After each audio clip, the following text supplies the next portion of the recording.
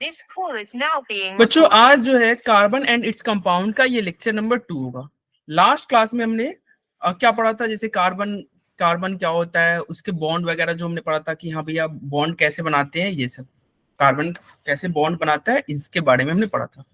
आज हम और हमारा जो लास्ट क्लास था ये अक्रेंस ऑफ कार्बन, कार्बन हमारा कैसे मतलब नेचर में कैसे अवेलेबल है, उसके बारे में भी ये स्लाइड हमने लास्ट क्लास में डिस्कस किया था। जैसे एक हमने पढ़ा था कि कार्बन फ्री स्टेट में अवेलेबल है और एक कंबाइंड स्टेट में। फ्री स्टेट का एग्जांपल क्या हो गया, डायमंड। डायमंड में क्या है, कार्बन फ्री स्टेट है, मतलब कार्बन फ्री स्टेट कहने का मतलब कार्बन के साथ कुछ और नहीं जुड़ा हुआ है, केवल कार्बन कार्बन से ही जुड़ा हुआ है। यहाँ पे कार्बन के साथ कोई ऑक्सीजन, कोई क्लोरीन, कोई फ्लोरीन ऐसा कुछ नहीं जुड़ा हुआ है। जैसे कि तुम्हारा ग्रेफाइट, ग्रेफाइट तुम्हारा पेंसिल में होता है, पेंसिल में क्या होता है, ग्रेफाइट होता है। तो ग्रेफाइट भी क्या है, कार्बन का मतलब फ्री स्टेट है। कार्बन जो है वो क्या है, प्योर फॉर्म में फ्री स्टेट में है। बकमिंस्टर फ्लोरेंस, ये तुम फ्लोरीन के बारे में भी तुम पढ़ोगे आज, ये भी तुम्हारा कार्बन का फ्री स्टेट है। और कंबाइंड स्टेट का तो बहुत सारे एग्जांपल हो जाएंगे, जैसे तुम्हारा CO2 हो गया, अल्कोहल वगैरह हो गया, कार्बोनेट हो गया। तो इसके बहुत सारे एग्जांपल हो जाएंगे, फॉसिल फ्यूल, कोल वगैरह, petroleum, natural gas, alcohol, carboxylic acid, ये सब क्या है, कंबाइंड स्टेट है। कंबाइंड स्टेट का मतलब क्या हो गया, इसमें कार्बन के अलावा और भी लोग आ रहे हैं, जैसे ऑक्सीजन, कार्बन डाइऑक्साइड में क्या आ गया, कार्बन के साथ साथ ऑक्सीजन भी आ गया। तो ये कंबाइंड स्टेट हो गया। अब आते हैं एलोट्रॉप्स ऑफ कार्बन। ये सारे के सारे जो फ्री स्टेट में तुम्हारे थे, डायमंड, ग्रेफाइट, फ्लोरीन, ये सब क्या है, कार्बन के एलोट्रॉप है, कार्बन के एलोट्रॉप है। तो एलोट्रॉप हम देखते हैं, एलोट्रॉप्स ऑफ कार्बन के बारे में। The various physical form in which an element can exist are called allotrope of the element. मतलब एक पर्टिकुलर एलिमेंट का वेरियस फिजिकल, उसका बहुत सारे फिजिकल फॉर्म होंगे जिसमें वो पार्टिकुलर एलिमेंट एग्जिस्ट करेगा। जैसे कार्बन डायमंड के फॉर्म एग्जिस्ट किया, ग्रेफाइट के फॉर्म एग्जिस्ट हुआ, तो क्या है, कार्बन के एलोट्रोप है, कार्बन के अलग अलग फॉर्म है। तो एक पार्टिकुलर एलिमेंट का डिफरेंट जो फॉर्म होता है वो उसका एलोट्रोप कहलाता है। जैसे ये तुम्हारा कार्बन का एलोट्रोप क्या हो गया, ग्रेफाइट हो गया, फ्लोरीन हो गया, और क्या हो गया, डायमंड हो गया। चलो अब इसको एक एक करके हम इसका डिफरेंस, पहले डिफरेंस देखते हैं, फिर और इसके बारे में डिटेल में बात करेंगे। डायमंड और ग्रेफाइट के बीच में क्या डिफरेंस है, ये आपके स्कूल एग्जाम में भी ऐसा आ सकता है क्वेश्चन कि हाँ भैया डायमंड और ग्रेफाइट में क्या डिफरेंस है। तो क्या डिफरेंस है, सबसे पहले डायमंड क्या होता है, कलरलेस ट्रांसपेरेंट सब्सटेंस है जिसमें बहुत ज्यादा ब्रिलियंस होता है, एक्स्ट्रा ऑर्डिनरी ब्रिलियंस। कलरलेस है, डायमंड तो तुम देख ही रहे हो यार, चमकता है। डायमंड का हम क्या ज्वेलरी के फॉर्म में भी यूज करते हैं डायमंड का। तो डायमंड क्या है, कलरलेस है, उसका कोई कलर नहीं है, बहुत ज्यादा कलरलेस है, इसलिए क्या है, वो बहुत ज्यादा चमकता भी है। ग्रेफाइट क्या हो गया, ये ग्रेइश ब्लैक कलर का होता है। ग्रेफाइट तुम देख रहे हो पेंसिल में रहता है ग्रेफाइट, तो ग्रेइश ब्लैक कलर का होता है। डायमंड में, ये तुम्हारे लिए इंपॉर्टेंट है, ये जो पॉइंट है ये इंपॉर्टेंट है, ये ऑब्जेक्टिव में पूछ दिया जाता है MCQ में, कि डायमंड में each carbon linked with, diamond के में सभी कार्बन कितने कार्बन से लिंक है। तो डायमंड में each carbon link to 4 other carbon. Diamond में क्या होता है, एक कार्बन 4 अलग अलग कार्बन से जुड़े हुए होते हैं। डायमंड में एक कार्बन 4 अलग अलग कार्बन से जुड़ा हुआ है, मतलब एक कार्बन 4 4 कार्बन से जुड़ा हुआ है, 4 बॉन्ड बनाया है। लेकिन ग्रेफाइट में क्या होता है, एक कार्बन मतलब जो भी कार्बन होगा वो 3 अदर कार्बन से जुड़ा हुआ होता है। ग्रेफाइट में एक कार्बन 3 कार्बन से ही जुड़ा हुआ है, डायमंड में एक कार्बन 4 कार्बन से जुड़ा हुआ है। इट हैज, अब चूंकि एक कार्बन 4 कार्बन से जुड़ा हुआ है तो ऑब्वियस सी बात है इसका स्ट्रक्चर क्या होगा, रिजिड होगा, रिजिड होगा और 3 डायमेंशनल स्ट्रक्चर। और वैसे भी तुम डायमंड को देख ही रहे हो, डायमंड क्या होता है, रिजिड होता है, सॉलिड होता है, 3 डायमेंशनल स्ट्रक्चर होता है। ग्रेफाइट की बात करोगे तो क्या होगा, इट हैज, इसका एक सीट लाइक स्ट्रक्चर होता है। ग्रेफाइट जो होगा एक सीट की तरह होगा, जैसे तुम्हारा पेपर का सीट होता है उसी तरह। और इसका में क्या होता है, seat like structure forming a hexagonal array. क्या फॉर्म करता है, एक हेक्सागोनल एरे, यही तुम्हारा हेक्सागन में। देखो यहाँ पे हेक्सागोन में कितने होते हैं, 6। हेक्सागोन में कितने साइड होते हैं, 6। तो देख लो यहाँ पे तुम काउंट कर सकते हो, 1 2 3 4 5 6, 6 साइड हो रहे हैं। क्या होता है, ग्रेफाइट का शेप कैसा है, एक सीट लाइक से स्ट्रक्चर होता है, और ये हेक्सागोनल एरे के फॉर्म में ये आपस में जुड़े हुए होते हैं। डायमंड में कोई भी इलेक्ट्रिसिटी कंडक्ट नहीं होगा, क्यों, क्योंकि इसके में कोई भी फ्री इलेक्ट्रॉन है ही नहीं। कार्बन 4 बॉन्ड बनाता है और यहाँ पे डायमंड में कार्बन 4 बॉन्ड बनाया हुआ है, इसलिए इसमें कोई भी इलेक्ट्रिसिटी पास नहीं करेगा। ग्रेफाइट में क्या होगा, ये इलेक्ट्रिसिटी पास करेगा। तुमको पता है ये पेंसिल में जो तुम्हारा नीब होता है वो क्या होता है, गुड कंडक्टर ऑफ इलेक्ट्रिसिटी है। वो क्या होता है, ग्रेफाइट है और इलेक्ट्रिसिटी का अच्छा कंडक्टर है। तो ग्रेफाइट क्या कर सकता है, इलेक्ट्रिसिटी को कंडक्ट करा सकता है। ये क्या होता है, डायमंड बहुत ज्यादा हार्ड होता है, ये सबको पता है, हार्ड होगा, हेवी होगा। लेकिन ये ग्रेफाइट क्या होता है, सॉफ्ट होता है, लाइट होता है, हल्का होता है। तभी तो देखो पेंसिल का जो ग्रेफाइट तुम देख रहे हो ना, सॉफ्ट हो, आसानी से तुम तोड़ सकते हो। वो लाइट भी होता है, कोई बहुत ज्यादा भारी नहीं होता है। तो यही डिफरेंस था। डायमंड क्या होता है, कलरलेस, चमकीला होगा, इसके तुम क्या होगा, तुम्हारा ये ज्वेलरी वगैरह बनता है। ये ग्रेइश ब्लैक कलर का होता है। डायमंड का सबसे ज्यादा इंपॉर्टेंट यही पॉइंट था कि डायमंड का प्रत्येक कार्बन 4 बॉन्ड बनाता है, 4 अलग कार्बन से जुड़ा हुआ होगा। ग्रेफाइट में एक कार्बन 3 कार्बन से जुड़ा हुआ होगा। ठीक है। उसके बाद में क्या है कि ये इलेक्ट्रिसिटी को कंडक्ट नहीं करेगा, डायमंड में इलेक्ट्रिसिटी कंडक्ट नहीं होगा, ग्रेफाइट में इलेक्ट्रिसिटी कंडक्ट होगा। ठीक है। और उसके बाद में क्या हो गया, ये तुम्हारा एक्सट्रीमली हार्ड है, डायमंड हार्ड होता है। ग्रेफाइट क्या होता है, ग्रेफाइट तुम्हारा सॉफ्ट होता है और हल्का होता है। चलो अब इसके यूज के बारे में हम देखते हैं। ये तो डिफरेंस हो गया। और यूज देखते हैं, डायमंड का यूज क्या है। डायमंड का यूज सबसे ज्यादा यूज क्या होता है, ज्वेलरी के फॉर्म में। ये प्रीसियस स्टोन्स है जिसका यूज ज्वेलरी के फॉर्म में, मतलब इसके बहुत सारे ज्वेलरी बनते हैं। इसका एक तरह का एक और डायमंड होता है जिसको हम बोलते हैं ब्लैक डायमंड। ब्लैक डायमंड जो होता है ये तुम्हारा ब्लैक, चूंकि नाम से ही पता चल रहा है ब्लैक डायमंड क्या होगा, ब्लैक कलर का होता होगा। और इसका यूज होता है ग्लास को कट करने के लिए। ब्लैक डायमंड से हम ग्लास को कट कर सकते हैं, जो तुम्हारा ग्लास होता है ना उसको हम कट कर सकते हैं ब्लैक डायमंड से, शीशा को कट करते हैं। ग्रेफाइट का यूज क्या है, तो ग्रेफाइट चूंकि ये गुड कंडक्टर ऑफ इलेक्ट्रिसिटी है, तो इसका यूज होगा इलेक्ट्रोड के फॉर्म में, लुब्रिकेंट के फॉर्म में, या फिर तुम्हारा पेंसिल, ग्रेफाइट के पेंसिल बनेगा। ग्रेफाइट का क्या होगा, इलेक्ट्रोड बनेगा। लुब्रिकेंट होगा, लुब्रिकेंट क्या होता है, substance use to reduce the friction between moving part. Moving part के बीच में जो फ्रिक्शन फ्रिक्शन होता है उसको कम करने के लिए हम लुब्रिकेंट यूज करते हैं। ग्रेफाइट का लुब्रिकेंट भी बनता है। और पेंसिल में तो तुमको पता ही है ग्रेफाइट क्या क्या होता है, पेंसिल बनता है, लीड पेंसिल बनता है जिससे हम लिखते हैं। फ्लोरीन क्या है, फ्लोरीन क्या है, तो आओ, ये कार्बन का एलोट्रॉप है। हाँ भाई, ये ग्रेफाइट वगैरह भी तो एलोट्रॉप ही था, ये भी एलोट्रॉप ही है। इसको हम C60 भी बोलते हैं। अरेंज, ये अरेंज कैसे होता है, एक फुटबॉल के शेप में अरेंज होता है कार्बन, जो जो इसका स्ट्रक्चर होगा एक 3 डायमेंशनल स्ट्रक्चर होगा जो कि फुटबॉल की तरह होगा। ठीक है। और इसको किसने मतलब दिया था, ये बकमिस्टर, ये साइंटिस्ट है बकमिस्टर फ्लोरीन, इन्होंने ही ये स्ट्रक्चर के बारे में बताया था कि हम यह फ्लोरीन करके भी कुछ होता है जो कि क्या है, कार्बन का एक एलोट्रॉप है। कार्बन क्या है, एलोट्रॉप। अब आते हैं कार्बन के वर्सेटाइल नेचर के बारे में। कार्बन क्या है, वर्सेटाइल नेचर शो करता है। वर्सेटाइल नेचर का मतलब क्या हुआ, देखो, कार्बन क्या करता है, कोवैलेंट बॉन्ड बनाता है, ये हमने लास्ट क्लास में पढ़ा था। कार्बन क्या करता है, एक कोवैलेंट बॉन्ड बनाता है। The nature of this covalent bond enables carbon to form large number of compound. क्योंकि ये कोवैलेंट बॉन्ड बनाता है जिसकी वजह से क्या हुआ, कार्बन के बहुत सारे कंपाउंड नेचर में अवेलेबल है। कार्बन के आपके बहुत सारे कंपाउंड नेचर में अवेलेबल है। क्यों, कार्बन कोवैलेंट बॉन्ड बनाता है, कार्बन बहुत सारे मतलब कोवैलेंट बॉन्ड बनाता है, जिसकी वजह से क्या होगा, ये बहुत सारे इसके कंपाउंड अवेलेबल होंगे। और क्या है, देखो ये क्या लिख रहा है, the number of carbon compound are recently estimated about 3 million, मतलब 3 मिलियन, अप्रॉक्स 3 मिलियन कार्बन के कंपाउंड अवेलेबल है नेचर में। बहुत ज्यादा होता है 3 मिलियन, मतलब 1 मिलियन मतलब क्या होता है, 10 लाख, 3 मिलियन। ठीक है, तो यानी कि 30 लाख। तो कितना हो गया भैया, कार्बन के कितने मतलब कंपाउंड अवेलेबल है नेचर में, 3 मिलियन। इसका रीजन क्या है, कार्बन के इतने सारे कंपाउंड क्यों बन रहे हैं, क्यों इतने सारे कंपाउंड बन रहे हैं कार्बन के, तो इसका कारण है कैटिनेशन और टेट्रावैलेंसी। दो फैक्टर होता है, ये तुम्हारे बोर्ड एग्जाम में आ सकते हैं कि कार्बन इतने सारे कंपाउंड क्यों बनाते हैं। तो पहला कारण हो गया आपका कैटिनेशन, और एक होगा टेट्रावैलेंसी। कार्बन क्या क्या शो करता है, कैटिनेशन प्रॉपर्टी शो करता है और टेट्रावैलेंसी शो करता है।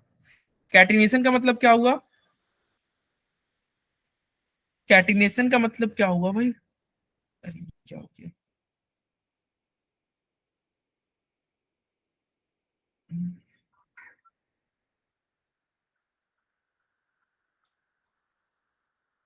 इसका रीजन है कैटिनेशन। कैटिनेशन का मतलब होता है कि the property of self combination of atoms to form large molecule is called catenation. मतलब एक एटम जो होगा वो अपने ही एटम से जुड़ता जाएगा। एक पर्टिकुलर एटम अपनी ही एटम से क्या होगा, अटैच होते रहेगा, जुड़ते जाएगा और बहुत सारे कंपाउंड बनाएंगे। द प्रॉपर्टी ऑफ मतलब सेल्फ कॉम्बिनेशन मतलब खुद से जुड़ेगा। जैसे कार्बन क्या होगा, एक कार्बन दूसरे कार्बन से अटैच होते जाएगा, और इसी को हम बोलते हैं कैटिनेशन। कैटिनेशन मतलब एक कार्बन अपने बहुत सारे कार्बन से, मतलब कार्बन कार्बन से अटैच होते ही चला जाएगा। ये तुम्हारे कार्बन में दिख रहा है कैटिनेशन प्रॉपर्टी। जैसे देखो क्लोरीन, क्लोरीन तुम्हारे कितने बहुत सारे क्लोरीन से जुड़ सकता है क्या? नहीं, एक क्लोरीन एक ही क्लोरीन से जुड़ेगा, ऐसा नहीं कि क्लोरीन क्लोरीन ऐसे जुड़ते चला जाए, नहीं। तो क्लोरीन में कैटिनेशन प्रॉपर्टी नहीं दिखेगा, लेकिन कार्बन में ऐसा आपको दिखेगा। एक कार्बन, ये रॉन्ग है, ये नहीं होगा, ऐसा नहीं होगा, क्लोरीन दो बॉन्ड नहीं बनाता है। तो कैटिनेशन प्रॉपर्टी कार्बन में आपको दिखेगा, ठीक है। कैटिनेशन प्रॉपर्टी कार्बन में शो होगा, जिसकी वजह से कार्बन के बहुत सारे कंपाउंड नेचर में अवेलेबल है। कितने अभी हमने देखा, 3 मिलियन। कार्बन तुम्हारे क्लोज चेन, कार्बन के मतलब जो कंपाउंड होते हैं वो chain, as a chain form में भी वो अपने कंपाउंड बना सकते हैं। कार्बन मतलब इस तरह से ज्वाइन होगा, इस तरह से ऐड होगा, जिससे एक चेन बन जाए, क्लोज चेन बन जाए। कार्बन एटम में be linked by single, double और ट्रिपल बॉन्ड। एक कार्बन एटम दूसरे कार्बन से सिंगल बॉन्ड से जुड़ सकता है। देखो ये सारे कार्बन सिंगल बॉन्ड से जुड़े हुए हैं। डबल बॉन्ड से जुड़ सकता है, देखो कार्बन डबल बॉन्ड से जुड़ गया। और कार्बन ट्रिपल बॉन्ड से भी जुड़ सकता है। कार्बन एक कार्बन दूसरे कार्बन से ट्रिपल बॉन्ड से भी जुड़ सकता है। यानी कार्बन कितने single bond, double bond, triple bond भी बना रहा है। और कौन कौन से एलिमेंट है जो कि तुम्हारे कैटिनेशन प्रॉपर्टी शो करेंगे? तो सल्फर, कार्बन तो शो करता है, कार्बन के अलावा आपके सल्फर शो करेंगे। कार्बन के अलावा आपके सल्फर शो करते हैं, सल्फर कैटिनेशन प्रॉपर्टी शो करेगा। और कौन शो करेगा? सिलिकन, सिलिकन भी कैटिनेशन प्रॉपर्टी शो करता है। फोस्फोरस, देखो सिलिकन भी कार्बन की फैमिली का है, कार्बन की फैमिली का, कार्बन के नीचे, मतलब तुम अगर पीरियोडिक टेबल देखो तो कार्बन के नीचे ही सिलिकन होता है, ठीक है। तो कार्बन के नीचे सिलिकन होगा, वो भी तुम्हारा कैटिनेशन प्रॉपर्टी शो करेगा। उसके बाद में फोस्फोरस भी कैटिनेशन प्रॉपर्टी शो करता है। तो अब आता है यहाँ पे टेट्रावैलेंसी। टेट्रावैलेंसी क्या होता है? एक आपके सामने एक पोल है, इसी से रिलेटेड क्वेश्चन है, इसको आप आंसर कर देना पोल में। एक पोल है, इसको आप आंसर कर देना। अब आता है टेट्रा वैलेंसी। टेट्रा वैलेंसी मतलब ये तो नाम से ही पता चला, टेट्रा वैलेंसी मतलब वैलेंसी। तो टेट्रा वैलेंसी मतलब जो चार वैलेंसी दिखाया, मतलब क्या हुआ? जो चार बॉन्ड बनाए। चार बॉन्ड कौन बनाता है? कार्बन। कार्बन क्या करता है? चार बॉन्ड। क्योंकि कार्बन चार बॉन्ड बनाता है, इसलिए कार्बन को क्या बोले? कार्बन टेट्रा वैलेंसी शो करता है। Since carbon has valency of 4, carbon का वैलेंसी क्या है? 4 है। और हमने लास्ट क्लास में पढ़ा था, सभी ऑक्टेट पूरा करना चाहते हैं, क्योंकि इसका वैलेंसी 4 है, तो ऑक्टेट कैसे पूरा होगा? चार और बॉन्ड बना ले। तो चार बॉन्ड कैसे बनाएगा? ये हमने पढ़ा था, कोवैलेंट बॉन्ड बना लेगा। तो कोवैलेंट बॉन्ड बनाएगा चार और, तो इसलिए कार्बन क्या शो करता है? टेट्रा वैलेंसी, मतलब एक कार्बन चार अदर एलिमेंट से जुड़ सकते हैं। देखो यहाँ पे कार्बन चार हाइड्रोजन से जुड़ा हुआ है, यानी कार्बन क्या शो किया? Tetra valency. कार्बन क्या शो किया? Tetra valency. कार्बन क्या शो कर रहा है? Tetra valency. पोल में जो क्वेश्चन है उसका आप लोग आंसर कर देना, ठीक है तुषार। अब यहाँ पे क्या हो रहा है? यहाँ पे कह रहा है at the beginning of 19th century compound obtain directly और indirectly from plants and animal. कह रहा है 19th सेंचुरी के बिगिनिंग में ऐसा माना जाता था कि कंपाउंड, जो देखो कंपाउंड तुम्हारा क्या होता है, या तो प्लांट से या एनिमल से तुम्हारे कंपाउंड आपको क्या होंगे? मिलेंगे। कंपाउंड आपको मिलेंगे कहाँ से? तुम्हारे प्लांट और एनिमल से। कंपाउंड कहाँ से होगा आपका? प्लांट और एनिमल से, ठीक है भाई। और ये जो प्लांट और एनिमल से जो कंपाउंड ऑब्टेन होते हैं उसको बोलते हैं ऑर्गेनिक कंपाउंड। उसको क्या बोलते हैं? Organic compound. ऑर्गेनिक कंपाउंड क्या होता है? Compound obtain from plant and animal. ये कब माना जाता था? ये 19th सेंचुरी में। मतलब 19th सेंचुरी के स्टार्टिंग में ये माना जाता था कि ऑर्गेनिक कंपाउंड केवल और केवल प्लांट और एनिमल से ही मिलते हैं। और जो मिनरल से कंपाउंड मिलते हैं उसको इनऑर्गेनिक कंपाउंड।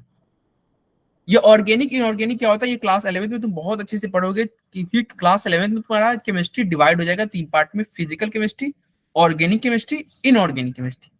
ऑर्गेनिक केमिस्ट्री क्या, तो वो जो 19th सेंचुरी के स्टार्टिंग में ये माना जाता था कि प्लांट मतलब ऑर्गेनिक कंपाउंड जो होता है वो या तो प्लांट से मिलता है या तो एनिमल से मिलता है। और इनऑर्गेनिक कंपाउंड कहां से मिलेगा, ये तुम्हारे मिनरल से, इनऑर्गेनिक कंपाउंड आपको मिनरल से मिलेंगे। For organic compound, it was postulated that a vital force was necessary for their synthesis. ऐसा माना जाता था कि ऑर्गेनिक कंपाउंड सिंथेसिस लैब में नहीं हो सकता, वो प्लांट और एनिमल बॉडी के अंदर होगा। और क्या उसके लिए एक वाइटल एक तुम्हारा वाइटल फोर्स चाहिए, एक तुम्हारा रसमयी फोर्स चाहिए, ठीक है, जो इंसान के बॉडी में रहता है, और वही तुम्हारा ऑर्गेनिक कंपाउंड को फॉर्म करेगा। लेकिन जर्मनी के एक साइंटिस्ट थे जिनका नाम था ओलर। ओलर ने क्या किया, इन 1928 ही मेड यूरिया। ये क्वेश्चन आ सकता है कि ओलर ने क्या किया, एक 1828 में एक कंपाउंड बनाया जिसका नाम था यूरिया। यूरिया क्या होता है, NH2CO NH2। यूरिया जो होता है आपका ये होता है NH2CO NH2, ये यूरिया है। क्योंकि यहाँ पे तुमको कार्बन दिख रहा है, और हमारा चैप्टर क्या है, carbon and its compound. Carbon दिख रहा है, इसलिए क्या है, ये तुम्हारा क्या हो गया, एक ऑर्गेनिक कंपाउंड हो गया। तो यानी कि यूरिया क्या हो गया, ऑर्गेनिक कंपाउंड। तो ओलर ने क्या बनाया, एक ऑर्गेनिक कंपाउंड बनाया, ठीक है। ऑर्गेनिक कंपाउंड बनाया किसके यूज से, एमोनियम साइनेट के। एमोनियम साइनेट के यूज करके उन्होंने ऑर्गेनिक कंपाउंड बनाया। अभी तक हम क्या सोच रहे थे, हम सोच रहे थे कि ऑर्गेनिक कंपाउंड कहां बनेगा, ऑर्गेनिक कंपाउंड लैब में नहीं बन सकता, ऑर्गेनिक कंपाउंड आपका लैब में नहीं बन सकता। लेकिन देखो होलैंड साहब ने क्या हो गया, लैब में ऑर्गेनिक कंपाउंड इन्होंने सिंथेसिस किया, ठीक है। किससे किया, एक इनऑर्गेनिक कंपाउंड से। इनऑर्गेनिक कंपाउंड से इन्होंने एक ऑर्गेनिक कंपाउंड बनाया जिसका नाम क्या था, यूरिया। और इन्होंने दिखा दिया कि देखो भाई, ऑर्गेनिक कंपाउंड लैब में भी बन सकते हैं। और आज के डेट में तो बहुत सारे ऑर्गेनिक कंपाउंड आपके लैब में बनते हैं। तो ऑर्गेनिक कंपाउंड क्या हो गया, लैब में भी अब सिंथेसिस हो सकते हैं। ऑर्गेनिक कंपाउंड अब आपके लैब में भी सिंथेसिस हो सकते हैं, ठीक है। अब आते हैं ऑर्गेनिक कंपाउंड लैब में बन सकता है, इसके कुछ टाइप्स होते हैं। टाइप्स के बारे में पढ़ते हैं। सबसे पहले हाइड्रोकार्बन। हाइड्रोकार्बन से क्या समझते हो तुषार, क्या समझते हो हाइड्रोकार्बन से? हम्म, कौन से ऑर्गेनिक कंपाउंड को हाइड्रोकार्बन बोलेंगे? In which there is water and carbon. क्या? In which there is presence of water and carbon, maybe. Water and carbon नहीं, कार्बन एंड हाइड्रोजन। देखो हाइड्रोकार्बन, हाइड्रो मतलब हाइड्रोजन, कार्बन मतलब कार्बन, मतलब water और carbon नहीं बोलो, जिसमें हाइड्रोजन और कार्बन प्रेजेंट होगा उसको हम क्या बोलेंगे, हाइड्रोकार्बन। जिसमें हाइड्रोजन और कार्बन प्रेजेंट होगा उसको बोलेंगे हाइड्रोकार्बन। एक होता है हेलो अल्किन।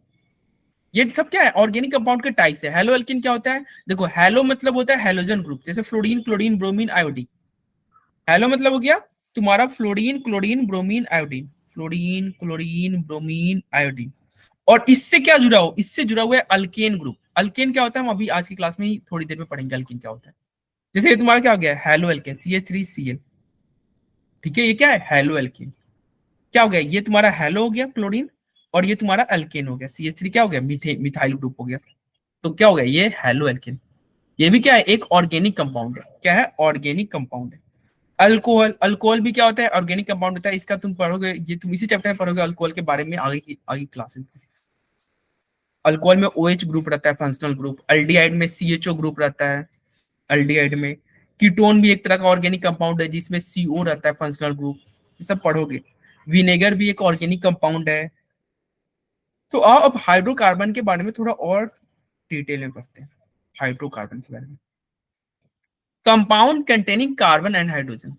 क्या हो, जिसमें कार्बन और हाइड्रोजन हो, ठीक है। क्या हो, कार्बन और हाइड्रोजन हो, उसको हाइड्रोकार्बन बोलोगे। कार्बन इसके नाम से पता चल रहा है, हाइड्रो मतलब हाइड्रोजन, कार्बन मतलब कार्बन।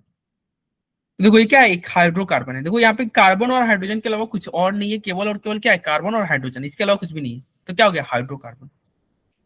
क्लास 11th में एक चैप्टर भी है हाइड्रोकार्बन करके। तुम पढ़ोगे क्लास 11th में। All organic compound contain hydrogen along with carbon. Hydrocarbon में क्या होता है, हाइड्रोजन और उसके साथ क्या रहता है, कार्बन रहता है। They are the fundamental organic compound also known as parent compound. Hydrocarbon क्या है, ऑर्गेनिक कंपाउंड का फंडामेंटल है, फंडामेंटल ऑर्गेनिक कंपाउंड है, इसको हम पेरेंट कंपाउंड भी बोलते हैं। These compound are known as hydrocarbon. अब हाइड्रोकार्बन के कुछ टाइप्स देख लो, एक होता है ओपन चेन और एक होता है क्लोज चेन। ओपन चेन का मतलब क्या हो गया, मतलब कोई मतलब क्लोज ना हो, सीधा ओपन, ऐसे कार्बन कार्बन कार्बन से जुड़ा हो। देखो ये तुम्हारा, इसमें भी तुम पढ़ोगे जैसे देखो ओपन चेन का मतलब क्या है, ये तुम्हारा कार्बन कार्बन से ऐसे जुड़ा हुआ है, कोई चेन नहीं बन रहा है, लाइन से जुड़ा हुआ है। क्लोज चेन का मतलब क्या हो गया, ये तुम्हारा कार्बन कार्बन कार्बन ऐसे ऐसे करके तुम्हारा कोई चेन बन गया, क्लोज हो गया। ठीक है, तो ये हो गया क्लोज चेन और एक होगा ओपन। ओपन चेन में भी दो तरह, दो आपके टाइप्स पढ़ने हैं, एक होगा सेचुरेटेड और एक होगा अनसेचुरेटेड। एक सेचुरेटेड होगा, एक होगा अनसेचुरेटेड। सेचुरेटेड का मतलब होता है जिसमें सिंगल बॉन्ड हो, कोई डबल बॉन्ड ना हो। और अनसेचुरेटेड का मतलब होता है जिसमें क्या हो, डबल और ट्रिपल बॉन्ड हो। अनसेचुरेटेड में दो तरह के होंगे, एक होगा अल्कीन और एक होगा अल्काइन। अल्कीन में डबल बॉन्ड होता है, अल्काइन में ट्रिपल बॉन्ड होता है। अल्काइन में क्या होगा, ट्रिपल बॉन्ड। अल्काइन में क्या होगा आपका, ट्रिपल बॉन्ड। तो ओपन चेन में क्या हो गया, दो तरह के हाइड्रोकार्बन, एक हुआ सेचुरेटेड, दूसरा हुआ अनसेचुरेटेड। सेचुरेटेड में क्या होता है, सेचुरेटेड में केवल और केवल सिंगल बॉन्ड होगा। सेचुरेटेड में क्या होगा, ओनली सिंगल बॉन्ड प्रेजेंट होगा। अनसेचुरेटेड में क्या होता है, डबल बॉन्ड और ट्रिपल बॉन्ड प्रेजेंट होते हैं। अनसेचुरेटेड में डबल या ट्रिपल बॉन्ड होते हैं। डबल बॉन्ड वाले को क्या बोलेंगे, अल्कीन। ट्रिपल बॉन्ड वाले को बोलेंगे अल्काइन। और सिंगल बॉन्ड वाले को बोलते हैं अल्केन। सिंगल बॉन्ड को क्या बोलते हैं, अल्केन। डबल बॉन्ड वाले को अल्कीन, ट्रिपल बॉन्ड वाले को अल्काइन। तो ये हो गया हाइड्रोकार्बन, अल्केन अल्कीन अल्काइन। अब आओ आगे बढ़ते हैं। अब अल्केन के बारे में थोड़ा डिटेल में और देखते हैं, अल्केन क्या होता है, अल्कीन क्या होता है और अल्काइन क्या होता है। अल्केन के बारे में हमने पढ़ा, इस सब में सिंगल बॉन्ड होगा। अल्कीन में क्या होता है, डबल बॉन्ड होता है। अल्काइन में क्या होता है, ट्रिपल बॉन्ड होता है। अल्केन का जनरल फॉर्मूला किसी को याद है, जनरल फॉर्मूला क्या होता है, जनरल फॉर्मूला याद है Tushar, Tushar No, आकर्ष? General formula क्या होता है अल्केन का, इसका जनरल फॉर्मूला होता है CnH2n+2, CnH2n+2। ठीक है, वेयर n क्या हो जाएगा, n तुम्हारा क्या हो जाएगा 1, n 1 2 3 ऐसे करके 4 ऐसे चलते चला जाएगा। n का वैल्यू 1 से लेके इनफाइनाइट तक जा सकता है। ये कभी भी n फ्रैक्शन में नहीं होगा, डेसिमल में नहीं होगा। इसका जनरल फॉर्मूला क्या होगा, CnH2n+2। अल्कीन का जनरल फॉर्मूला क्या होता है, बस ये +2 को गैप कर दो, यानी कि अल्कीन का कोई जनरल फॉर्मूला कहेगा तो CnH2n, और अल्काइन का कोई जनरल फॉर्मूला कहेगा तो क्या हो जाएगा, इसमें 2 माइनस कर दो। मतलब देखो, इसमें 2 माइनस करोगे अल्कीन बनेगा, अल्कीन में 2 माइनस करोगे अल्काइन बनेगा। मतलब -2 करते जाओ, अल्केन का फॉर्मूला याद रखो, उसमें -2 कर दोगे तो अल्कीन बन जाएगा। अल्काइन में क्या होगा, एक और -2 कर दो। अल्कीन का फॉर्मूला में यहाँ पे n कोई पूछेगा, n क्या हो सकता है, n का वैल्यू 1 नहीं होगा। अल्कीन के लिए कम से कम 2 कार्बन होने चाहिए, क्योंकि कार्बन कार्बन के बीच में क्या होता है, डबल बॉन्ड। यानी कि n का वैल्यू क्या हो जाएगा, n का वैल्यू 2 से स्टार्ट होगा, 2 3 4 ऐसे चला जाएगा।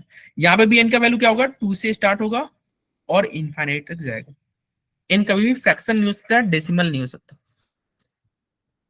तो ये हो गया अल्केन अल्कीन अल्काइन।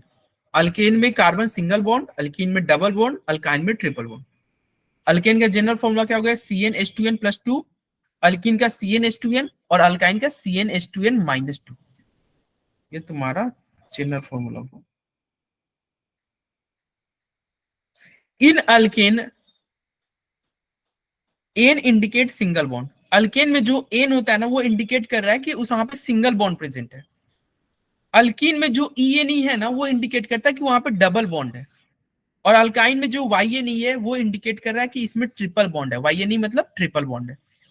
और अल्क जो है वो सब में कॉमन है, देखो अल्क तीनों में कॉमन है, अल्केन अल्कीन अल्काइन ये तीनों में कॉमन है। और ये कॉमन है तो ये क्या रिप्रेजेंट कर रहा है, ये रिप्रेजेंट करता है कितने कार्बन एटम है। अल्क जो है वो रिप्रेजेंट करेगा कितने कार्बन एटम है। जितना कार्बन एटम होगा उसी के हिसाब से इसका नाम होगा। जैसे तुम्हारा, ये तुमको याद करना होगा, ये तुम्हारे लिए बहुत इंपॉर्टेंट है, अभी के लिए तो है ही, क्लास 11th और 12th में भी बहुत इंपॉर्टेंट है।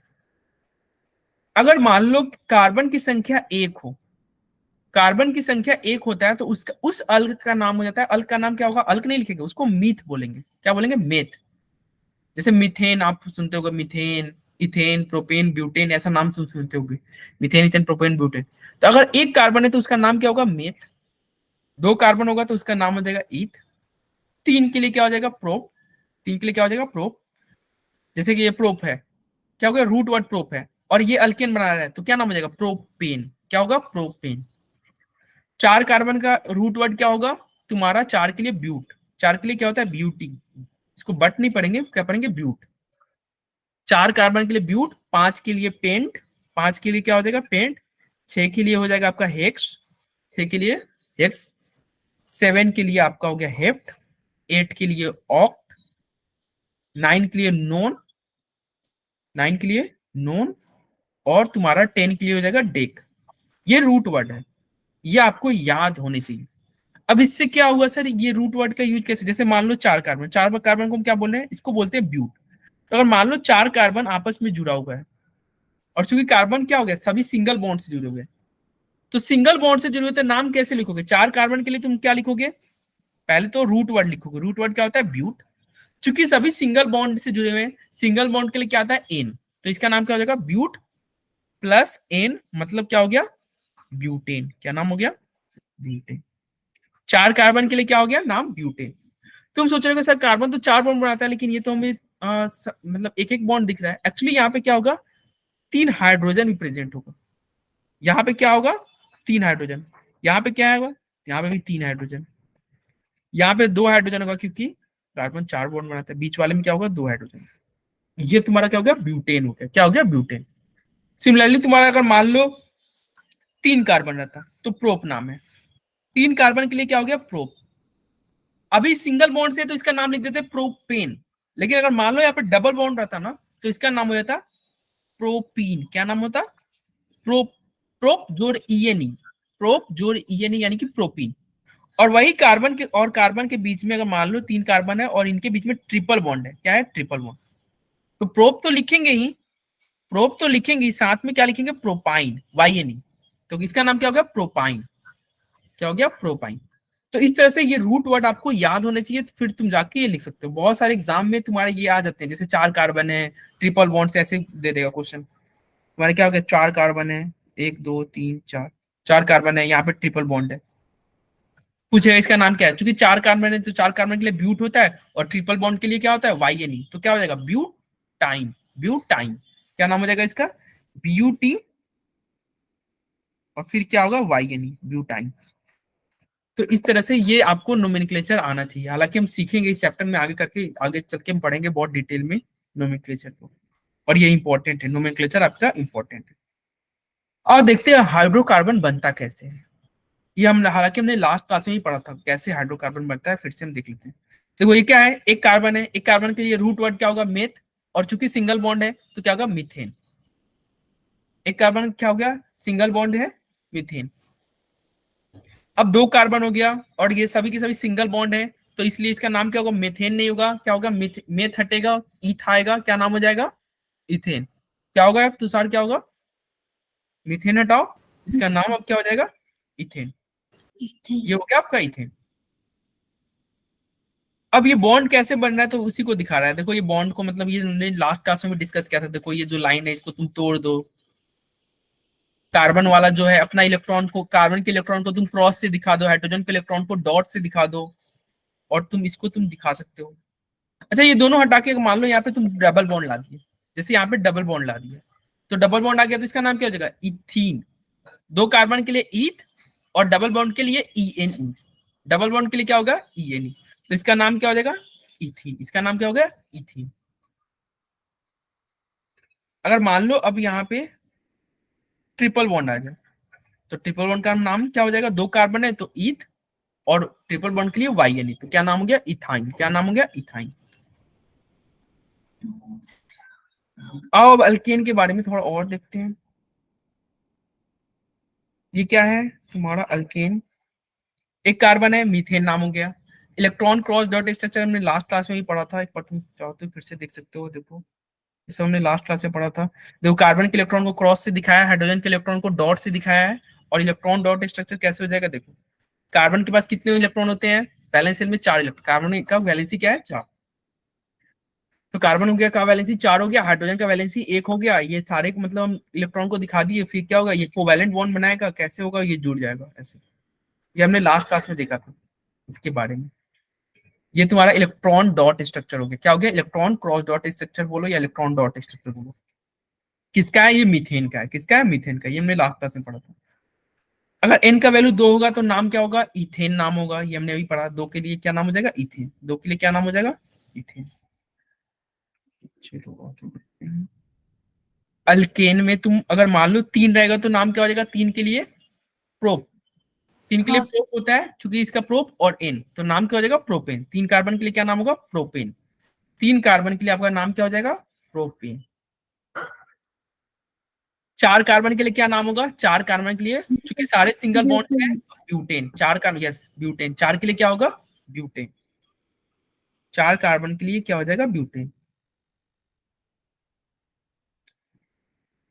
अब अनसेचुरेटेड में आओगे, अल्कीन, अल्कीन की बात करोगे तो क्या होगा तुम्हारा, देखो N1 तो पॉसिबल ही नहीं है। क्यों पॉसिबल नहीं है, क्योंकि अल्कीन का मतलब होता है एक कार्बन दूसरे कार्बन से डबल बॉन्ड से जुड़ा हो, एक कार्बन दूसरे कार्बन से डबल बॉन्ड से जुड़ा हो। क्योंकि यहाँ पे दूसरे कार्बन से डबल बॉन्ड से जोड़ना है, इसलिए एक तो पॉसिबल ही नहीं होगा। 2 कार्बन रहेगा तब तो आपस में डबल बॉन्ड से जुड़ेगा या ट्रिपल बॉन्ड से जुड़ेगा। यानी कि अल्कीन और अल्काइन में एक कार्बन पॉसिबल ही नहीं है, यानी कि एन का वैल्यू 1 नहीं होगा, 2 से स्टार्ट होगा। क्या होगा, 2 से स्टार्ट होगा, ठीक है। इसलिए मीथीन एग्जिस्ट नहीं करता है, इथीन से स्टार्ट होगा। कहां से होगा, मीथीन आपका नहीं एग्जिस्ट करेगा। Methane does not exist in nature.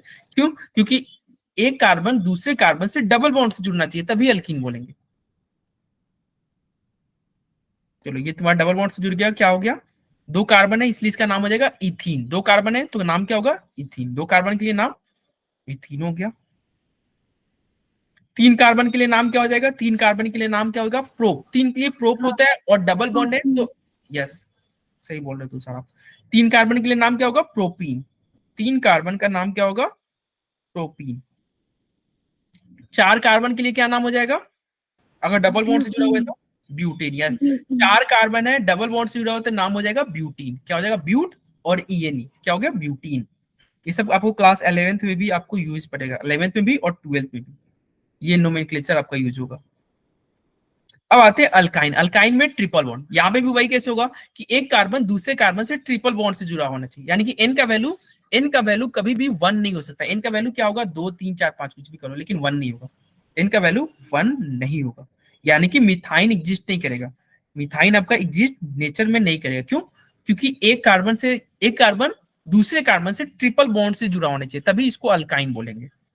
तो मिथाइन एग्जिस्ट नहीं करेगा। ये 2 कार्बन है तो क्या नाम होगा, 2 कार्बन है तो ईथ और वाई नहीं, यानी कि इथाइन। क्या नाम होगा, 2 कार्बन है तो इथाइन। 2 कार्बन है तो इथाइन। 3 कार्बन रहेगा तो क्या नाम हो जाएगा,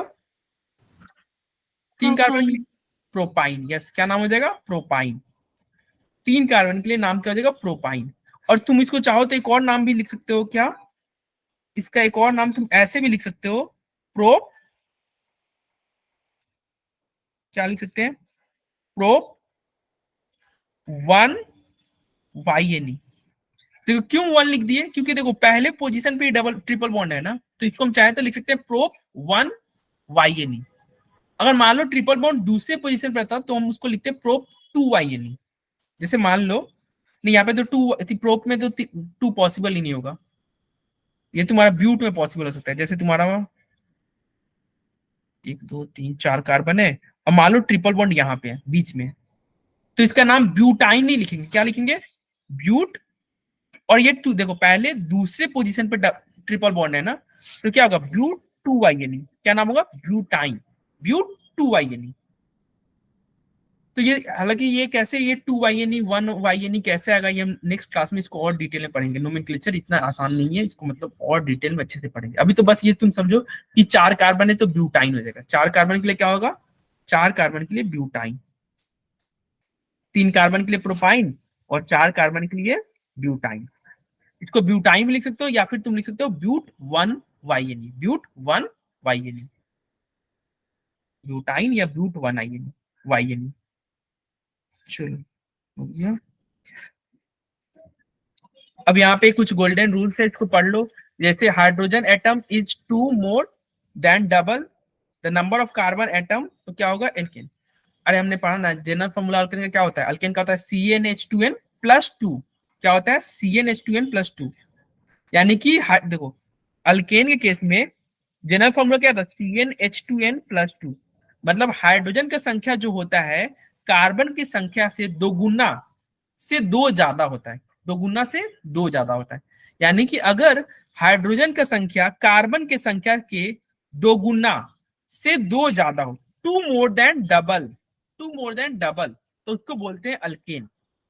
अल्काइन अल्कीन में क्या होगा, हाइड्रोजन का संख्या कार्बन के ठीक दोगुना होगा, जितना कार्बन है उसका ठीक दोगुना, यानी कि इसका क्या होगा CnH2n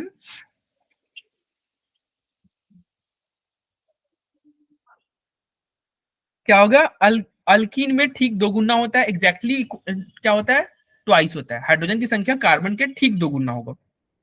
और अल्काइन में क्या होगा, ठीक दोगुना से 2 कम होगा। अल्काइन में क्या होगा CnH2n -2, यानी कि दोगुना से 2 कम, जितना कार्बन होगा उससे क्या होगा उसके दोगुना से 2 कम। फॉर एग्जाम्पल देखो अल्काइन का एग्जाम्पल, एक आसान सा एग्जाम्पल हम लेते हैं। देखो ये यह क्या है, एक अल्काइन है, क्या है इथाइन है। इथाइन में देखो कार्बन कितना है 2 और हाइड्रोजन क्या है 2, तो तुम नहीं कह सकते हो कि कार्बन 2 है तो हाइड्रोजन क्या होगा 2 दूनी 4 -2, यानी कि दोगुना से 2 कम। अरे 2 कार्बन है तो इसका दोगुना करोगे यानी कि 2 दूनी 4 और उससे 2 कम Yes, sir. यानी कि 2। यानी कि अल्काइन में क्या होता है कार्बन के 2 टाइम्स से 2 कम। अल्किन में क्या होता है जितना कार्बन होगा उसके ठीक ट्वाइस हाइड्रोजन होगा। और अल्केन में क्या होगा जितना कार्बन होगा उसका ठीक ट्वाइस और +2 कर दो। इनफैक्ट ये बस ये गोल्डन रूल क्या वही तुम्हारा जनरल जो होता है ना जनरल फॉर्मूला उसी को डिस्कस कर रहे हैं, कार्बन मतलब हाइड्रोकार्बन के जनरल फॉर्मूला को ही ये डिस्कस कर रहे हैं, तो हाइड्रोकार्बन के जनरल फॉर्मूला को डिस्कस कर रहा है। तो ये कुछ क्वेश्चन है, इसको तुम घर से ट्राई करना और इसको हम नेक्स्ट क्लास में इसको एक्सप्लेन करेंगे। ये सारे क्वेश्चन को हम नेक्स्ट क्लास में इसको एक्सप्लेन करेंगे। कितने क्वेश्चन है, तो आई थिंक 5 और 6 क्वेश्चन होंगे। एक बार तुम घर पे खुद से ट्राई करना, कोई दिक्कत Okay, हो sir. तो नेक्स्ट क्लास में इसको डिस्कस करेंगे। कितने क्वेश्चन है, 3 क्वेश्चन 3 हो गया, ये क्वेश्चन नंबर 4 हो गया और ये क्वेश्चन 5। ये तुम आप घर पे एक बार ट्राई करना, क्वेश्चन 6 इसको हम नेक्स्ट क्लास में डिस्कस करेंगे। अभी तक कोई डाउट हो तो पूछ सकते हो आप, अभी तक आपको कुछ डाउट है तो पूछ सकते हो। नेक्स्ट क्लास में इसी चैप्टर को कंटिन्यू करेंगे और हमारा टारगेट रहेगा कि ये एटलीस्ट मतलब 4 लेक्चर में इसको फिनिश कर देने का। आज ये सेकंड लेक्चर था, आपका पेपर जल्दी आ रहा है तो हम क्या करेंगे, हम टारगेट रहेगा कि 2 लेक्चर और, कोशिश रहेगा Okay, sir. अगले 2 लेक्चर में इसको फिनिश करने का। देखते हैं।